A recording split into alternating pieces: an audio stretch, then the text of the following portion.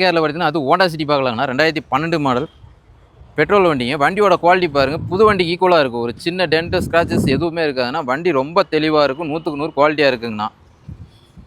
Honda சிட்டியில் இது விஎம்டிங்கண்ணா, top model வருங்க. டயர் எல்லாமே உங்களுக்கு ஒரு 90% வரைக்கும் பட்டன் இருக்குதுங்க. வண்டியோட கலருக்கு மேட்சாக பார்த்தீங்கன்னா உங்களுக்கு அலாய் வீல் கொடுத்துருக்காங்க. Floor mat, cut mat, leather sheet கவருங்க. வண்டியோட குவாலிட்டி உங்களுக்கு சூப்பராக இருக்குங்கண்ணா. ஏர் பேக் வந்துடும், ஏசி வந்துடும், மவுண்ட் கண்ட்ரோல் வந்துருங்கண்ணா. பவர் ஸ்டீரிங் வந்துடும், பவர் விண்டோ வந்துடும். ஆண்ட்ராய்டு செட்டு எக்ஸ்ட்ராவாக கொடுத்துருக்காங்கண்ணா வண்டியில். ஆண்ட்ராய்டு இது ஆட்டோமேட்டிக்ங்கண்ணா. Automatic super.